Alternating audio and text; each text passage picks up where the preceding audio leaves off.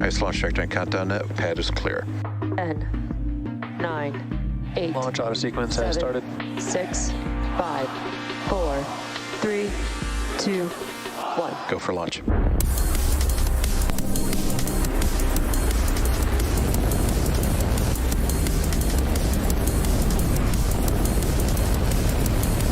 Vehicle is supersonic. Stage separation confirmed. Dragon, separation confirmed.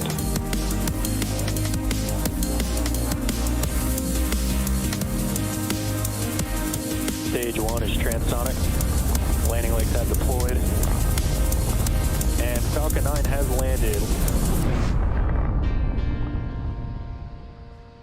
Hello, everyone, and welcome to the Falcon Heavy webcast for tonight's Jupiter 3 mission. My name is Ronnie Foreman, and I'm joining you from the West Coast, from SpaceX headquarters in Hawthorne, California, to follow our Falcon Heavy rocket liftoff from Launch Complex 39A at Kennedy Space Center in Florida. Today's launch marks SpaceX's third Falcon Heavy mission this year and sixth operational Falcon Heavy mission overall. Today, we'll be launching the Hughes Jupiter 3 EchoStar 24 satellite into space for our customer EchoStar and their Hughes Network Systems division. The Jupiter 3 payload on board the second stage was built by Maxar and will be the largest commercial communications satellite ever to launch into geostationary orbit, weighing over 9 tons. Once operational, Jupiter 3 will help meet demand for HughesNet satellite internet in rural areas of the United States and Latin America, as well as demand for Explore service for rural customers in Canada. In addition to supporting enterprise and government applications, Jupiter 3 will also power higher-speed satellite internet service plans in North America, while helping to expand and enhance HughesNet across Mexico, Brazil, and South America. We'll have more about our customer and their payload later on during the show, so be sure to stay tuned. At T-minus 13 minutes and 45 seconds, all systems are currently go for an on-time liftoff of 11:04 p.m. Eastern Time. The vehicle started propellant loading around the T-minus 50-minute mark and is nearly fully loaded with propellants now. Weather is green and the range is also ready to support. But if for some reason we don't launch today, we do have a backup opportunity tomorrow at the same time. The Falcon Heavy that you can see on your screen is essentially 3 Falcon 9 rockets strapped together. Having 3 cores instead of just the one on Falcon 9 means that we are using 27 engines between the 2 side boosters and center core today, and that allows us to carry heavier payloads to various orbits in space. From a technical standpoint, we are creating a more powerful first stage that carries more fuel and burns longer than the first stage on a typical Falcon 9 mission. Now, at the very top of our rocket, as you can see on your screen, is our payload fairing. This is where the Jupiter 3 satellite is safely enclosed between 2 composite pieces. The fairing protects the payload from aerothermal loads, heating, and contamination during ascent. Once we reach the vacuum of space, though, the fairing isn't needed anymore, so we will jettison both halves as the second stage continues on its journey to orbit. Both fairings supporting today's mission are flight-proven, with one half flying for its 5th time and the other for its 6th. Once those fairing halves separate from the second stage, we will of course be attempting to recover them again today with the help of our recovery vessel, Doug. Now, right below the fairing, we have a second stage, which is connected to the 28th engine on board Falcon Heavy. This is our Merlin vacuum engine, and its job is to power the payload to its final targeted orbit once the center core and second stage separate. The second stage for this mission is also debuting a new medium coast configuration. Just in case you didn't know, our second stages have 3 general configurations: standard, medium, and long coast. And we use different configurations depending on how long the second stage needs to operate after launch. A medium coast kit, which is what we're using today, provides better performance for some missions and includes an added battery loaf or power pack, a painted gray stripe on the outside of the fuel tank, and other hardware to make sure that the fuel and stage systems operate as long as needed. Now, if you look very closely at the stage 2 on your screen, you can just barely see that stripe of gray paint that I mentioned. While in space, that paint will absorb some heat from the sun in order to keep the second stage fuel warm enough for our long flight today. Payload deployment for Jupiter 3 is scheduled to occur after 3 second stage engine burns and occur around the T+3 hour and 30-minute mark. We hope you'll stick with us till the end. Now, moving further down the rocket, as I mentioned a little bit earlier today, we have 3 Falcon 9 rockets essentially strapped together. All 3 constitute our first stage. Each of the side boosters on either side of the center core are flying for the 3rd time on today's mission, having previously supported 2 Falcon Heavy flights, USSF 44 and 67. A couple of minutes after liftoff, we'll attempt to recover both side boosters with a land landing on landing zones 1 and 2. And fun fact, landing zone 2 was built specifically to support dual booster landings like this one. Similar to previous launches, we'll be conducting a one-engine entry burn. This allows us to shorten the length of the entry burn, ultimately allowing us to increase performance of Falcon Heavy overall. And speaking of increased performance, we will not be attempting to recover the center core today. If you look very closely, you'll see that the center core doesn't have landing legs or grid fins attached. That's because this mission requires more performance than we have to be able to recover the center core, and that landing hardware isn't needed. But don't worry, today's launch should still be a very exciting one, especially if you're joining us from the Space Coast tonight, where you should be in for some beautiful nighttime landing views. And now, as promised, here's a bit more information about our customer and satellite today. For over half a century, we've been on a journey to connect people, enterprises, and things around the world. Innovation runs deep in our veins, from developing the two-way VSAT in the 1980s, to inventing satellite internet in the 1990s, to launching the first modern-era telecommunications satellite in the 2000s. We've tackled the biggest connectivity challenges and applied our engineering excellence to uncover innovative ways to connect the unconnected. Since the launch of the first Hughes high-throughput satellite, we have engineered some of the highest capacity broadband satellites in the world. And now, our latest and greatest innovation launches a new era of connectivity.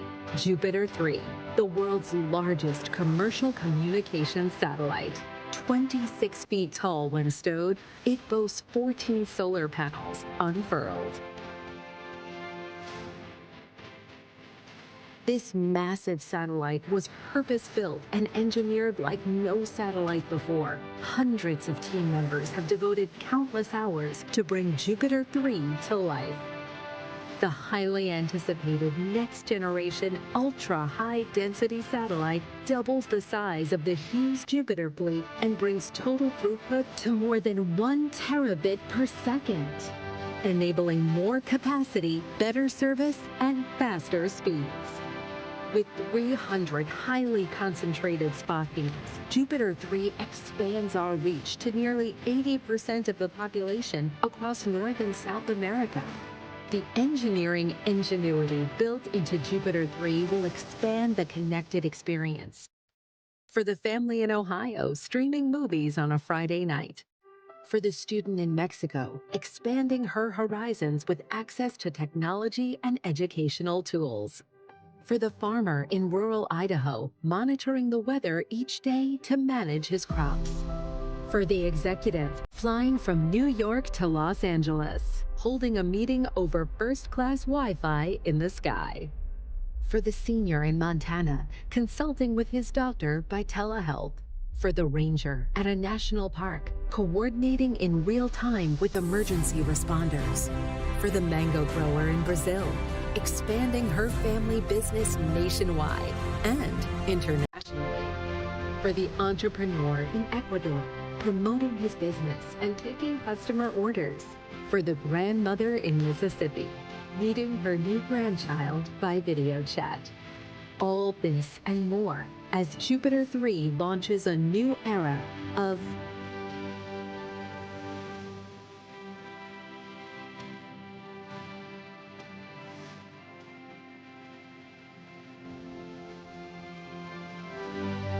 join us. With liftoff just about 6 minutes and 15 seconds from now, the vehicle and payload are healthy, and propellant load is well underway on the launch pad. Speaking of the launch pad, you may often hear the pad on your screen referred to as Historic Launch Complex 39A, and there's good reason for that. LC-39A was originally built to support the Apollo program with the goal of landing humans on the moon. This launch pad eventually supported the Apollo 11 mission to the lunar surface, carrying NASA astronauts Neil Armstrong, Buzz Aldrin, and Michael Collins in July of 1969. So we're just about a week past the 54-year anniversary. And after numerous launches of the Saturn V and Space Shuttle vehicles, the launch pad was leased to SpaceX in 2014. Since then, we've launched 66 missions and 38 humans to space from Launch Complex 39A. Today's mission will mark SpaceX's 249th overall mission to date, our 67th mission from 39A, and 50th launch of 2023. We look forward to reaching even greater space milestones on this launch pad for years to come. Now, coming up next, we should hear the call out for strong back retract.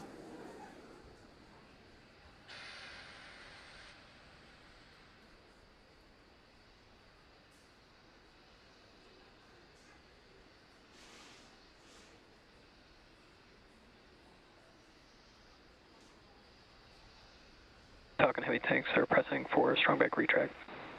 So there you heard Mission Control confirming that we are pressurizing the tanks ahead of strong back retraction.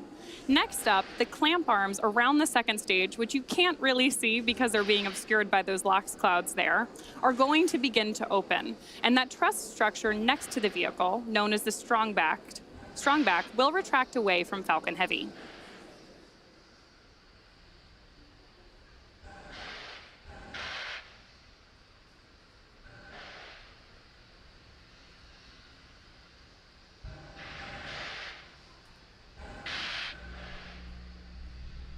Again, those clouds that you see forming around the vehicle are nothing to worry about.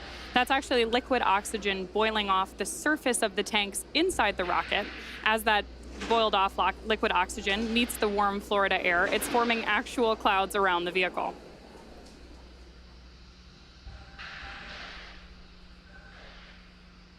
There you can see coming out from behind those clouds, we have had the clamp arms open up around Falcon Heavy in preparation for liftoff.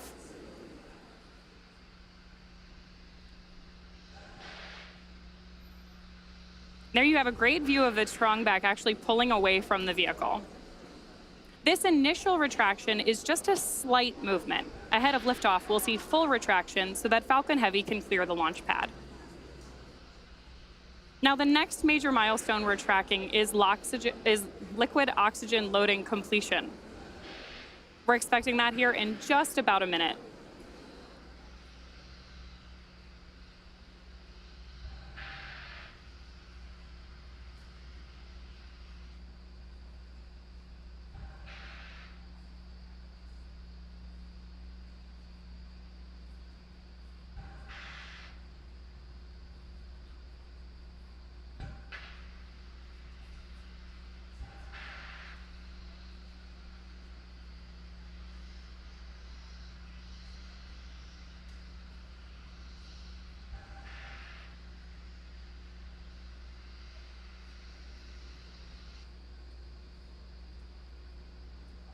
Just about 25 seconds left of liquid oxygen loading.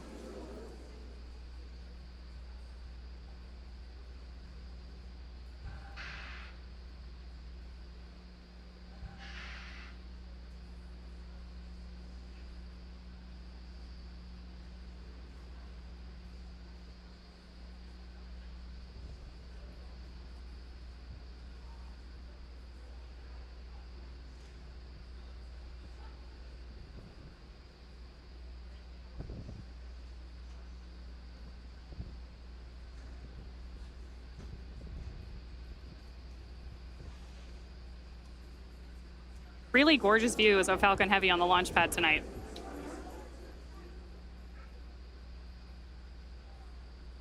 The next major milestone we're tracking is going to be the announcement that Falcon Heavy is in startup mode, which means that the internal flight computers have taken over the final count in the lead up to liftoff. About T-1 minute is when we expect to hear that call out, and that's also when stages 1 and 2 will begin to pressurize for launch.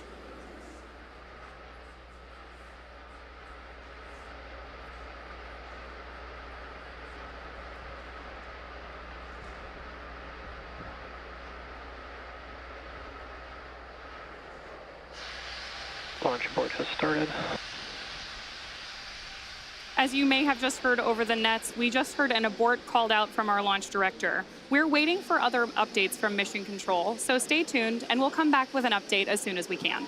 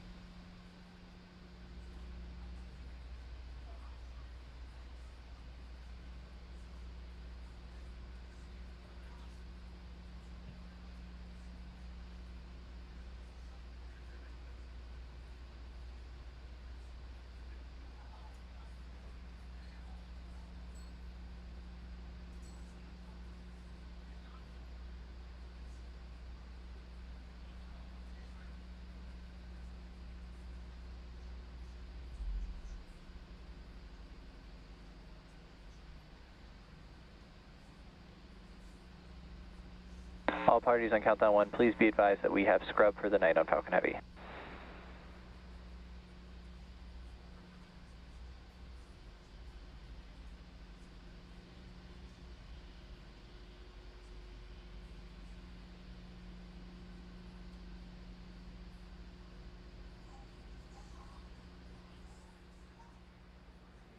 If you've been following along, you know we had an abort during the countdown tonight at T-minus 1 minute and 5 seconds. Prior to that, the countdown was proceeding nominally. And keep in mind that the purpose of the countdown is to help us catch potential issues prior to flight. There are 1,000 ways that a launch can go wrong and only one that it can go right. So given that, we are overly cautious on the ground. And if the team or the vehicle sees anything that just looks even slightly off, they'll stop the countdown. Again, the vehicle and payload are in good health, but this will end our launch attempt for today. Our next launch opportunity is tomorrow around the same time, so keep an eye on our social media channels for updates. Hopefully you'll join us. Thanks for joining us today. We'll see you next time.